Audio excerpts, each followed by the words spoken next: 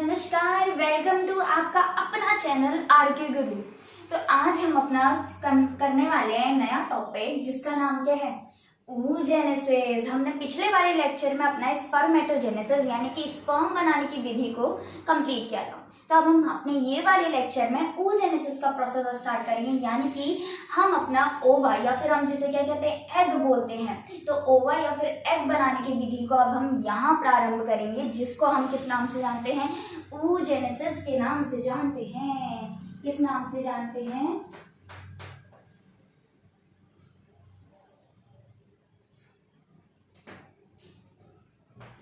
oogenesis। अब oogenesis का मतलब क्या है? जैसे स्पर्मेटोजेनेसिस का मतलब क्या था, formation of the sperm. Sperm बनाने की विधि को हम क्या कहते थे, स्पर्मेटोजेनेसिस। जेनेसिस का मतलब क्या होता है, कुछ ना कुछ बनना। वैसे ही हमारे यहाँ पे क्या है, oogenesis, यानी कि हमारा ओवा का फॉर्मेशन होने वाली प्रोसेस को हम क्या कहेंगे, oogenesis कहेंगे। अब क्या ये इतनी ही सिंपल है जितनी सिंपल हमारी स्पर्मेटोजेनेसिस थी? माइटोसिस करो, मियोसिस करो, बात खत्म। क्या इतना सिंपल होगा क्या? सोचो जरा। नहीं, इतना सिंपल नहीं है। oogenesis में हमें डिसकॉन्टिन्यूअस पैटर्न देखने को मिलेगा। कैसा पैटर्न? डिसकॉन्टिन्यूअस पैटर्न, यानी कि पहले आधा हो जाएगा, फिर बीच में रुकेगा, फिर बाद में आधा होगा। ये ऐसे कुछ प्रोसेस चलती है। और इसमें एक और ट्विस्ट होता है। oogenesis से पहले हम क्या देख लेते हैं, फॉलिकुलर जेनेसिस, क्योंकि इसमें क्या होता है, जो अंदर हमारा ओवा होता है या फिर हम बोले सेकेंडरी oocyte होता है, रियलिटी में वो क्या होता है, सेकेंडरी oocyte होता है। तो उसके बाहर क्या होता है, फॉलिकल्स प्रेजेंट होते हैं, ग्रेन्युलोसा सेल्स प्रेजेंट होते हैं। उसके बाहर प्राइमरी फॉलिकल या सेकेंडरी फॉलिकल का स्ट्रक्चर बनता है, फिर टर्शियरी फॉलिकल का स्ट्रक्चर बनता है, फिर मैच्योर ग्राफियन फॉलिकल। ये हमने पहले पढ़ा था, याद है? कुछ एक हमने कुछ बनाया था गोल गोल सा, फिर उसमें बाहर वाला साइड कॉर्टेक्स था, अंदर वाला मेड्यूला था। कॉर्टेक्स में क्या होता है, हमारे फॉलिकल्स का फॉर्मेशन होता है। कुछ याद आया? हमने पढ़ा था बादामी ओवरी होती है हमारी, कुछ पढ़ा था हमने ऐसी। तो हमारे कॉर्टेक्स वाले रीजन में ही क्या होगा, हमारा फॉलिकल्स का फॉर्मेशन होगा, यानी कि फॉलिक्यूलोजेनेसिस हमारी कहाँ पे होती है, कॉर्टिकल रीजन में होती है। कौन से रीजन में? कॉर्टेक्स वाले रीजन में होती है। तो पहले हम अपना oogenesis के अंदर पहले फॉलिकुलर जेनेसिस कंप्लीट करेंगे, फिर हम अपना oogenesis करेंगे। तो स्टार्ट करते हैं फ्रॉम आवर टॉपिक।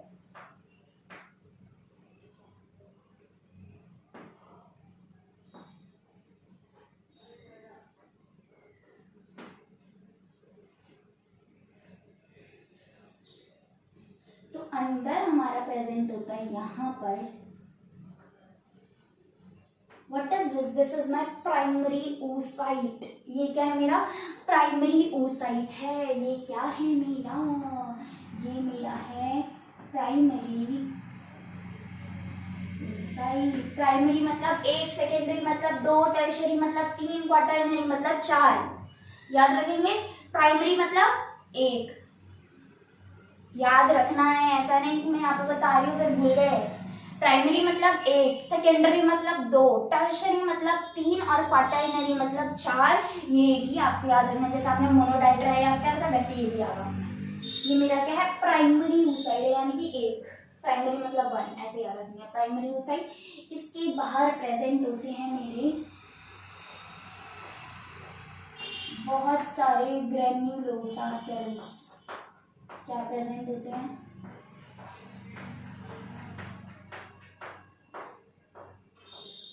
इसको हम क्या कहते हैं, हमारे ग्रेन्युलोसा सेल्स।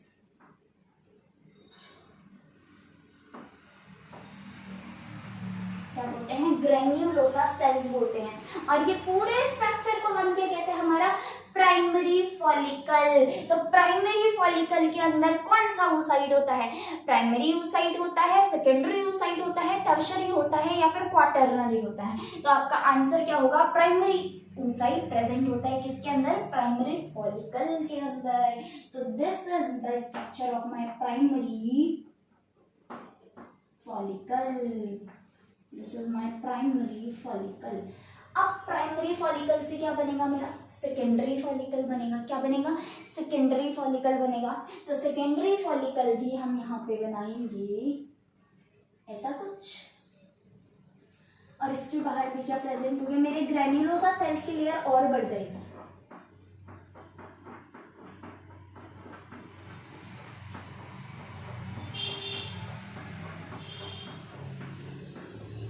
अब ग्रेन्युलोसा सेल्स की जो लेयर है उसके बाहर एक और लेयर आ जाएगी।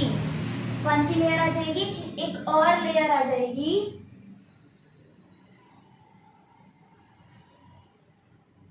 इस लेयर का नाम क्या है? Theca layer. क्या नाम है? Theca layer. सबसे अंदर हमारा क्या प्रेजेंट है? ये भी हमारा प्राइमरी oocyte है। ये भी क्या है? मेरा प्राइमरी oocyte ही है। क्या है? मेरा प्राइमरी oocyte ही है। इसके बाहर सेम ग्रेन्युलोसा सेल्स ही प्रेजेंट है, लेकिन ग्रेन्युलोसा सेल्स के बाहर एक और लेयर आ गई, जिस लेयर का नाम क्या होता है?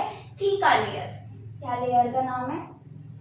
ये सेम ग्रेन्युलोसा सेल्स की लेयर और ये थीका, इसका नाम क्या है? Theca sales.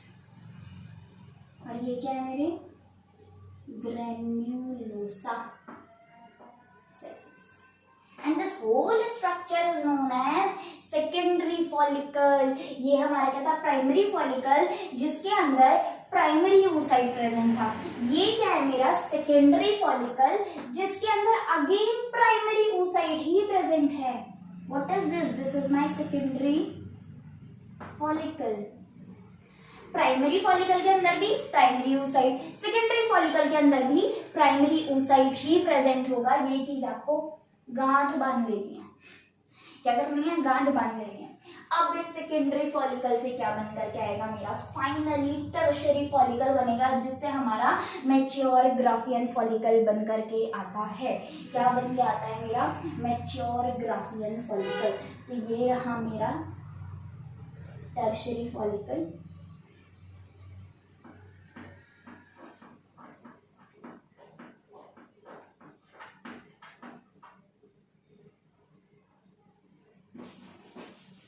थोड़ा सा बड़ा बना लेते हैं इसको, हल्का सा।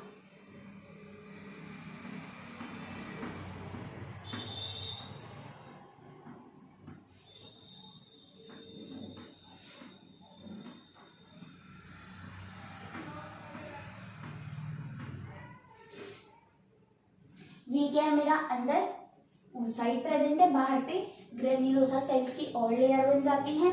उसके बाहर क्या है? थीका। ये क्या है? Theca interna. और ये क्या है? Theca externa. ऐसे अंदर डिफरेंशिएट करने के लिए मैंने इनका थोड़ा स्ट्रक्चर अलग अलग बना दिया है, तो हम नेमिंग कर लेते हैं। अब ये अंतर क्या प्रेजेंट है? क्या ये अभी भी हमारा प्राइमरी oocyte है? ये मेरा क्या है? टर्शियरी फॉलिकल का स्ट्रक्चर है। टर्शियरी फॉलिकल के अंदर प्राइमरी oocyte नहीं होता है। टर्शियरी फॉलिकल के अंदर क्या होता है? हमारा सेकेंडरी oocyte प्रेजेंट होता है। सेकेंडरी oocyte के बाहर ग्रेन्युलोसा सेल्स की और लेयर्स बन जाती हैं, और उसके बाहर जो थीका लेयर थी वो दो लेयर में डिवाइड हो जाती है। एक होती है थीका इंटरना, जो कि अंदर की तरफ प्रेजेंट होती है, और दूसरी होती है हमारी थीका एक्सटर्ना, जो कि बाहर की साइड पे प्रेजेंट होती है।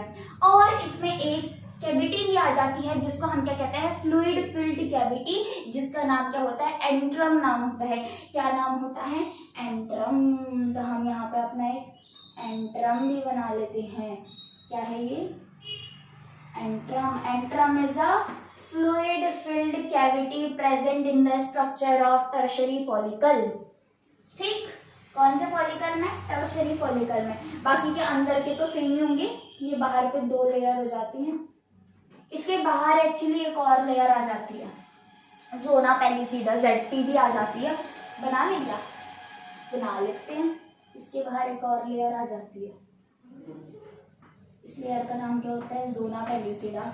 जोना पेल्यूसिडा को अभी मैंने ZP लिख दिया। And this is my theca interna.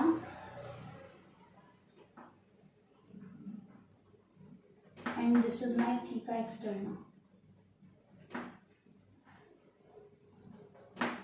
और ये पूरा का पूरा स्ट्रक्चर कौन सा स्ट्रक्चर है मेरा? दिस पूरा structure is known as tertiary follicle. What is this? This is my tertiary follicle. और सबसे मेजर डिफरेंस क्या होता है टर्शियरी फॉलिकल और सेकेंडरी फॉलिकल में? कि इसमें एंट्रम प्रेजेंट होता है, इसमें एंट्रम एब्सेंट होता है। इसमें सेकेंडरी oocyte होता है, बट इसमें प्राइमरी oocyte ही होता है। ये कौन सा oocyte है? इसको कहाँ पे लिखे? यहाँ पे लिख लेते हैं। This is my secondary oocyte, symbolize करो, इसको भी सिंबलाइज करो, याद रखेंगे प्राइमरी फॉलिकल और सेकेंडरी फॉलिकल दोनों के अंदर ही हमारे प्राइमरी oocyte प्रेजेंट होते हैं, लेकिन हमारे टर्शरी फॉलिकल के अंदर क्या आता है, फिर सेकेंडरी oocyte प्रेजेंट होता है। और एक और कैविटी प्रेजेंट होती है वाटर फिल्ड कैविटी, जिसको हम एंट्रम नाम से जानते हैं। तो यहाँ पे हमारी ये फॉलिकुलर जेनेसिस होती है कंप्लीट, जिसके बाद टर्शरी फॉलिकल के हमारे पास क्या बन के रेडी हो जाता है, mature Graafian follicle, mature Graafian follicle. और इसी मैच्योर ग्राफियन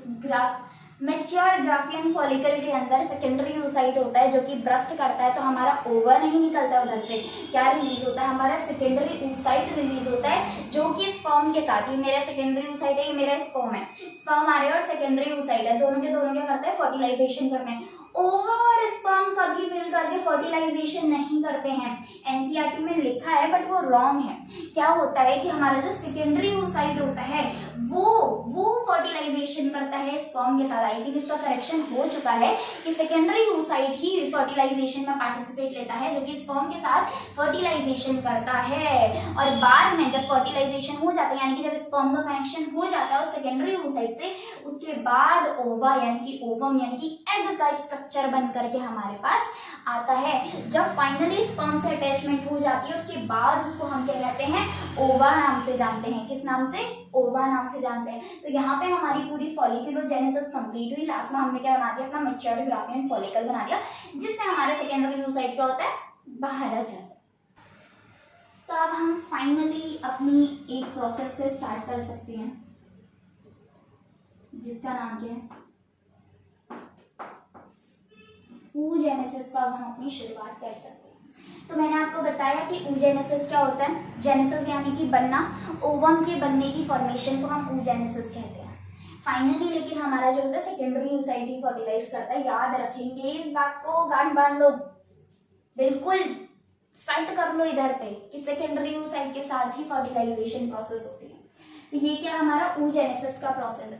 अब मुझे ये बताओ कि स्पर्मेटोजेनेसिस और oogenesis में क्या डिफरेंस है। शायद मैंने ये बताया है, शायद नहीं, बिल्कुल बताया है, याद करो। oogenesis और स्पर्मेटोजेनेसिस में क्या डिफरेंस है। पहला डिफरेंस तो ये है कि oogenesis जो होता है वो लाइफ टाइम के लिए नहीं होता है, इसका लिमिटेड टाइम होता है, लेकिन स्पर्मेटोजेनेसिस ओल्ड एज में भी हो सकता है। इसका टाइम क्या होता है, 45 से 50 ईयर्स के बीच में जो होती है oogenesis स्टॉप हो जाती है। ईयर है इसका, मतलब रुकता है। स्टार्टिंग को हम क्या कहते हैं, जब हमारी मेंस्ट्रुएशन स्टार्ट होती है उसको हम मेनार्क कहते हैं, और जब मेंस्ट्रुएशन पॉज होती है तो उसको मेनोपॉज कहते हैं। वो मेनोपॉज ईयर की अगर हम बात करेंगे तो वो 45 to 50 ईयर्स ही है, जहाँ पे हमारा ओवर रिलीज होना बंद हो जाता है उसके बाद। इसको भी याद रखेंगे हम। और क्या डिफरेंस हो सकता है, जो हमारी हमने स्पर्मेटोजेनेसिस पढ़ी थी वो क्या थी, एक कॉन्टिन्यूअस प्रोसेस थी। क्या वो बीच में कहीं पे रुकी थी, पहले हमने माइटोसिस किया, फिर हमने अपनी मियोसिस कंप्लीट करी, तो रुकी क्या वो कहीं पे, नहीं। बट हमारी oogenesis जो होती है वो डिसकॉन्टिन्यूअस प्रोसेस होती है, क्योंकि वो रुकती है, क्योंकि वो बीच में गैप लेती है oogenesis। अभी हम देखेंगे कैसे। और एक और डिफरेंसेस, जो सबसे मेजर डिफरेंस है, मैं बोलूँ सबसे मेजर डिफरेंस क्या है, हमारी oogenesis कब स्टार्ट होती है और हमारी स्पर्मेटोजेनेसिस कब स्टार्ट होती है। स्पर्मेटोजेनेसिस प्यूबर्टी पे स्टार्ट होती है, लेकिन oogenesis में क्या सस्पेंस है कि ये जन्म से पहले ही, यानी कि एम्ब्रियोनिक स्टेज में ही, सेकेंड मंथ ऑफ जेस्टेशन में ही शुरू हो जाती है हमारी oogenesis की process. Second month of gestation, can you just imagine कि दूसरे महीने में ही हमारी oogenesis की प्रोसेस स्टार्ट हो जाती है। लेकिन स्पर्मेटोजेनेसिस की स्टार्ट होने में कितना टाइम लगता है, प्यूबर्टी का इंतजार करना पड़ता है कि जब जवान होंगे तभी होगी, लेकिन oogenesis में नहीं करना पड़ता है। स्टार्टिंग इसकी कब हो जाती है, एम्ब्रियोनिक स्टेज में ही इसकी स्टार्टिंग हो जाती है, किसकी, oogenesis की। तो लिख लेते हैं इन सब चीजों को।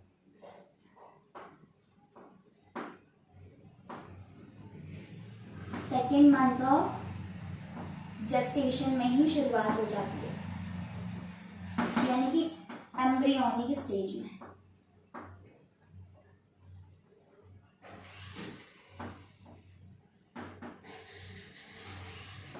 डिसकंटिन्यूअस प्रोसेस होती है।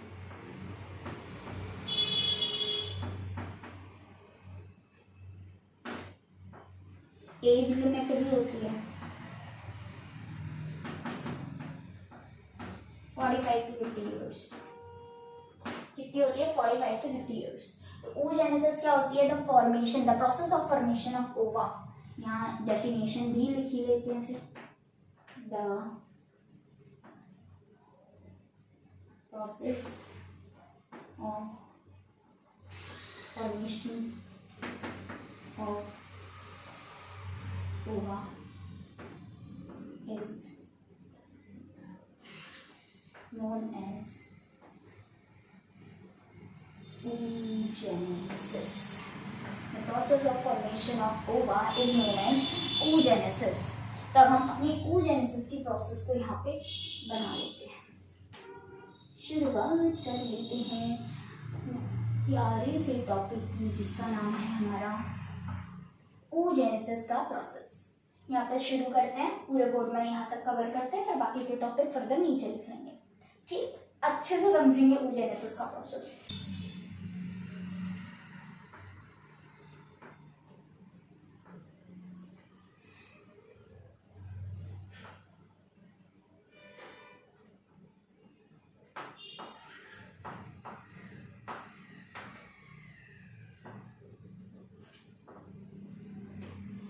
ऊगोनिया में क्या होगा? सबसे पहले हमने किसको उठा लिया? अपना ऊगोनिया को उठा लिया। जैसे वहां पे हमने किसको उठाया था? स्पर्मेटोगोनिया को उठाया था। वैसे हम यहाँ पे ऊगोनिया को ले लेंगे। ऊगोनिया की प्लॉइडी कैसी है? सेम है जो स्पर्मेटोगोनिया की थी, यानी कि 2n, यानी कि डिप्लॉइड स्ट्रक्चर। अब हम इसमें सबसे पहले क्या करेंगे? अपनी माइटोसिस की प्रोसेस करेंगे। माइटोसिस यानी कि इक्वेशनल डिवीजन। इक्वेशनल डिवीजन में क्या होता है? प्लॉइडी लेवल सेम रहता है। क्या सेम रहता है? हमारा प्लॉइडी लेवल मेरा सेम रहता है। ये मेरा क्या बन गया? Primary oogonia. इसका प्लॉइडी लेवल भी क्या है? 2n। और ये कौन सी प्रोसेस हुई? माइटोसिस हुई, यानी कि इक्वेशनल डिवीजन हुई। कौन सी डिवीजन हुई? Equational division. क्या हुआ हमारे यहाँ पे? माइटोसिस का प्रोसेस हुआ। अब ये जो हमारा प्रोसेस है, ये जो हमारा प्रोसेस है, यानी कि जो इसमें मियोसिस का प्रोसेस होगा, कौन सा प्रोसेस होगा? मियोसिस 1 होगा। ये कब शुरू हो जाए? अभी मैंने आपको क्या बताया कि ये सेकेंड मंथ ऑफ जेस्टेशन से हमारा oogenesis का प्रोसेस शुरू हो जाता है। तो हमारी जो इसके ऊपर की प्रोसेस है ना, यानी कि हमारे प्राइमरी oocyte कब बन जाता है? हमारे जन्म से पहले ही हमारा प्राइमरी oocyte बन करके रेडी होता है। जन्म से पहले ही, यानी कि मम्मा के पेट में ही हमारा प्राइमरी oocyte बन करके रेडी होता है और मियोसिस 1 भी चालू हो जाती है। क्या चालू हो जाती है? हमारी मियोसिस 1 भी चालू हो जाती है। यानी कि यहाँ से लेकर यहाँ तक का पीरियड जो है हमारा, ये कब का है? पैदा होने से पहले का है, यानी कि एम्ब्रियोनिक स्टेज का प्रोसेस है। कौन सी स्टेज का प्रोसेस है?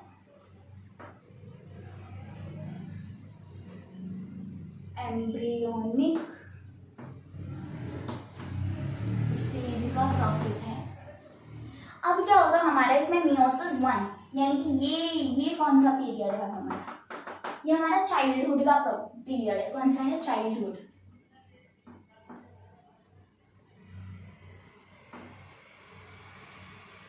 और ये प्रोसेस हमारी कब स्टॉप हो जाती है? हमारा क्या हो गया? प्राइमरी oogonia बन करके रेडी, प्राइमरी oocyte बन के रेडी हो गया। सॉरी, प्राइमरी oocyte बन जाता है।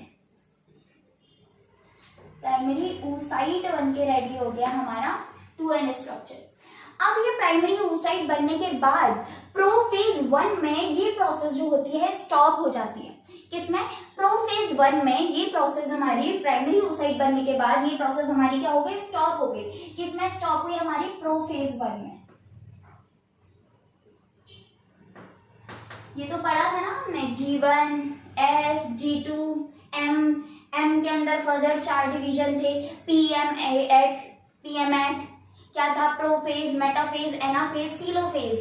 अगर नहीं आता इट्स ओके, पढ़ेंगे हम वो चैप्टर भी, लेकिन अभी यहाँ पे इतना जान लेते हैं कि ये कब स्टॉप होती है, प्रोफेज 1 में जाकर के ये हमारी प्रोसेस स्टॉप हो जाती है। और अगली प्रोसेस हमारी कब स्टार्ट होती है, यहाँ पे मेटाफेज सेकेंड में। अब क्या होगी इसमें, हमारी जो मियोसिस है, मियोसिस 1 कंप्लीट होती है हमारी कब, मियोसिस 1 हमारी कंप्लीट होती है जब हमें प्यूबर्टी हिट करती है, यानी कि ये प्यूबर्टी के बाद का फेज है। ये प्यूबर्टी के बाद क्या होगा, हमारी ये जो प्राइमरी oocyte है इसमें फाइनली मियोसिस होगा। क्या होगा हमारा फाइनली इसमें मियोसिस 1 होगा, जिसके थ्रू हमारे 2 स्ट्रक्चर बन करके रेडी होंगे। एक क्या होगा हमारा सेकेंडरी oocyte, क्या होगा हमारा सेकेंडरी oocyte, और एक क्या होगा हमारा फर्स्ट पोलर बॉडी। ये क्या हमारी फर्स्ट पोलर बॉडी, और ये क्या हमारा प्राइमरी oocyte। इसकी प्लॉइडी क्या लेवल है, इसका प्लॉइडी लेवल क्या हो जाएगा n, क्योंकि मियोसिस 1 क्या होती है, रिडक्शनल डिवीजन। कौन सी डिवीजन होती है, मियोसिस 1 हमारी रिडक्शनल डिवीजन होती है, लेकिन मियोसिस 2 सेम एज कैसी होती है, माइटोसिस। तो हमने क्या कर लिया, अपनी मियोसिस 1 कंप्लीट कर ली, यानी कि प्राइमरी oocyte से हमने क्या बना लिया, अपना मियोसिस 1 कंप्लीट करके एक प्राइमरी oocyte वही बन के आ गया हमारे पास। और इसका लेवल क्या है, प्लॉइडी लेवल n है, यानी कि हैप्लॉइड है। और उसके साथ साथ एक पोलर बॉडी बन के आ गई, जो कि कुछ टाइम में ये डीजेनरेट कर जाती है। क्या कर जाती है, लिख देते हैं यहाँ पे, डीजेनरेट कर जाती है। और क्या होगा फिर, इसमें हमारी मियोसिस 2 कंप्लीट हो जाएगी। Meiosis second same as mitotic division, यानी कि कैसा डिवीजन होगा हमारा, ये इक्वेशनल डिवीजन होगा। तो इसमें हमारा क्या बन जाएगा, हमारे यहाँ पे सेकेंडरी oocyte बनता है।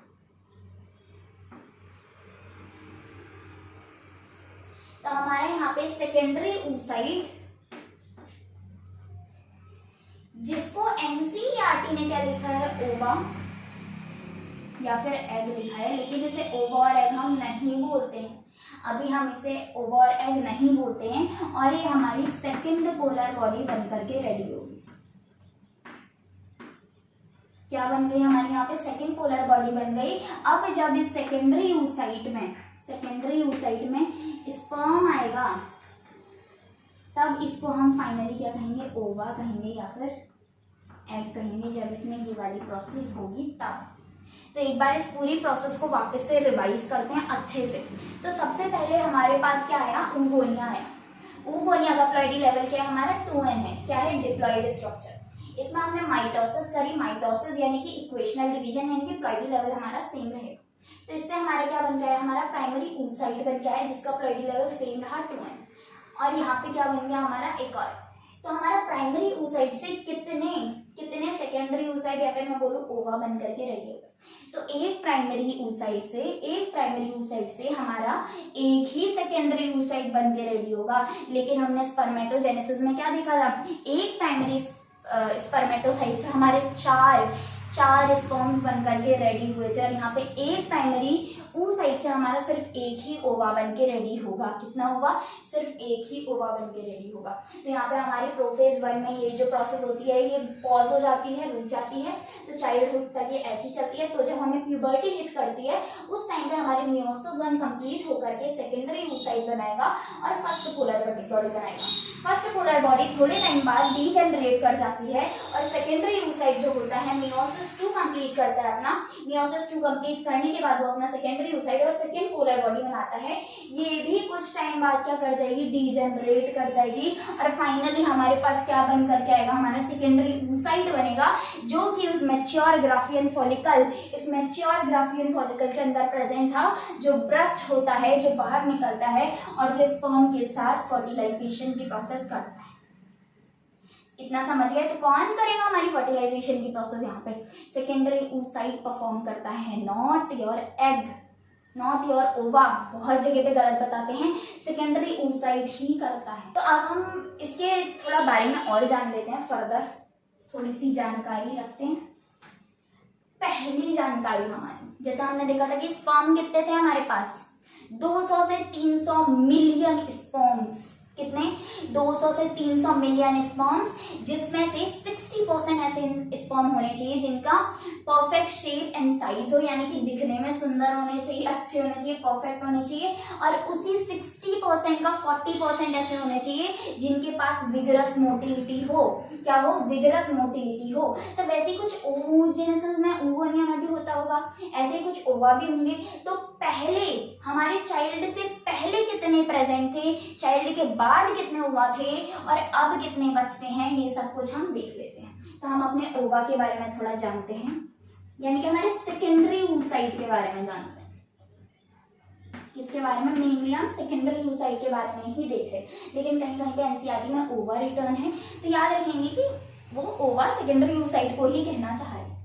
तो हम देख लेते हैं पहले बिफोर बर्थ। बर्थ से पहले 6 लाख ओवम प्रेजेंट थे, कितने, 6 लाख।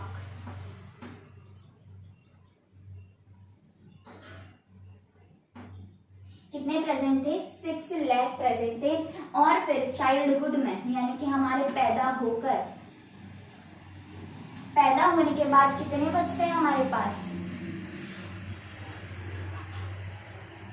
पैदा होने के बाद कितने बचते हैं हमारे पास, 1.5 लाख, कितने, 1.5 लाख बचते हैं हमारे पास।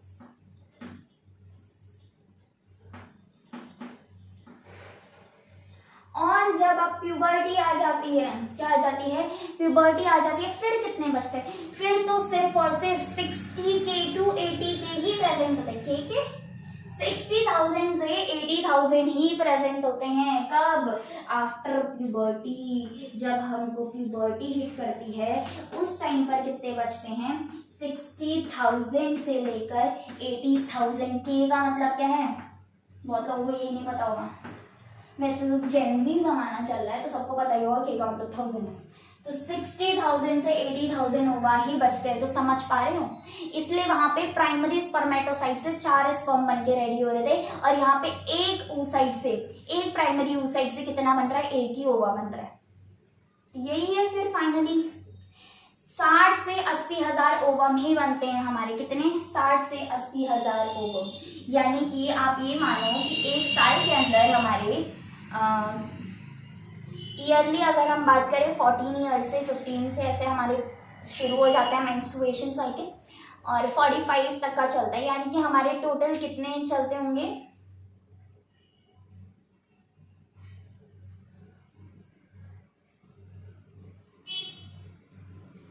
125 मे बी, 125 शायद, कैलकुलेशन करके देखेंगे।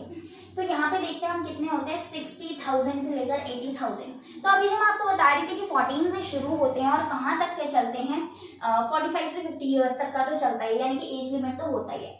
तो जब हमारी मेंस्ट्रुएशन की प्रोसेस स्टार्ट होती है, उस स्टार्ट होने की प्रोसेस को हम क्या कहते हैं, मेनार्क बोलते हैं। और जब हमारी मेंस्ट्रुएशन की प्रोसेस स्टॉप हो जाती है उसको हम क्या कहते हैं, मेनोपॉज कहते हैं। पॉज हो रहे हैं यानी कि रुक रहा है, क्या हो रहा है, रुक रहा है। तो रुकने वाली प्रोसेस को हम मेनोपॉज कहेंगे, और शुरुआत होने वाली प्रोसेस को हम मेनार्क कहेंगे। मेनार्क अप्रोक्सीमेटली 14 to 15 ईयर्स में स्टार्ट हो जाता है, और मेनोपॉज हमारा 45 to 50 ईयर्स में मेनोपॉज हो जाता है। तो ये प्रोसेस याद रखेंगे, ये जितना ही बताया है रिवाइज करेंगे। Thank you.